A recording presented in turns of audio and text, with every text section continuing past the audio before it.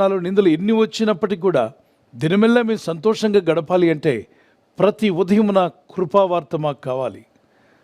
అందుకే ప్రతి ఉదయం దేవుని వాగ్దానాలు తీసుకుని మనం ధ్యానం చేస్తున్నాం. ఈ వాగ్దానాన్ని ధ్యానిస్తూనే ఒక చిన్న కీర్తన పాడుకుందాం. ఉదయమునే లేచి నీ స్వరము వినుట నాకు ఎంతో మధురము. దినమంతటి కొరకు నన్ను సిద్ధపరచు, రక్షించు ఆపదల నుండి.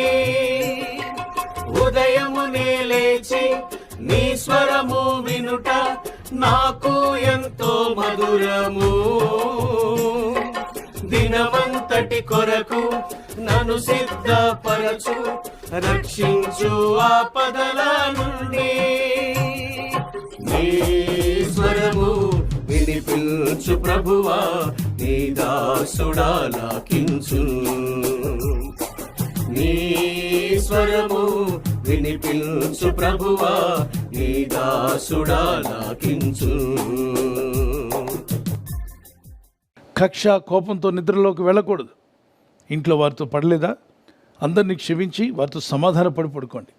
ఒకవేళ మీరు సమాధాన పడతానన్న అవతల వ్యక్తి సమాధానానికి ఒప్పుకోకపోతే మీ తప్పు లేదు. మీరు సమాధాన పడండి, క్షమించండి. ప్రభు, నేను మనసారా క్షమించున్నాను, నాకు ఎదురు పడితే మాట్లాడుతున్నాను, కానీ వారు నాతో మాట్లాడట్లేదు కనుక ఆ విషయాన్ని నీకు అప్పగించాను. చూడండి, సూర్యుడు అస్తమించే సమయానికి ఆ దినంలో మీకు ఎవరి మీద కోపం వచ్చినా వారందరినీ కూడా మనసారా క్షమించిన తర్వాతే మీరు పడుకోవాలి. అలా క్షమించకుండా నిద్రలోకి వెళ్తే ఏమవుతుంది? దుష్టునికి అవకాశం ఇచ్చిన వారు అవుతారు. ఎవరా దుష్టుడు? సాతానుడు. వాడు వస్తే ఏం చేస్తాడు? 3 పనులు ఖచ్చితంగా చేస్తాడు. వాడు పనే అది. 1 దొంగతనము, 2వది హత్య, 3వది నాశనం. అది అప్పటికప్పుడే జరగకపోయినా మీలో ఉన్న మంచి ఆశయాలను, మంచి హృదయాన్ని, విశ్వాస జీవితాన్ని, ప్రార్థనా జీవితాన్ని దొంగిలిస్తాడు. ప్రార్థన చేయొద్దులే, అందరూ చేస్తున్నారా ఏంటి, ప్రార్థన చేస్తేనే మనం బ్రతికుంటామా, అవసరం లేదు అన్నట్టుగా ప్రార్థన ఆపించేస్తాడు. తర్వాత మీలో ఉన్న మనస్సాక్షిని చంపడం ప్రారంభిస్తాడు. మనస్సాక్షి గద్దిస్తూ ఉంటుంది. ఆత్మ గద్దింపులు పట్టించుకోకుండా జీవించమంటాడు. పర్వాలేదు, ఎలాగైనా తిరుగు, నో ప్రాబ్లం. ఎవరు చూశారు నువ్వు చేసే పనులు? ఎవరికి తెలుసు?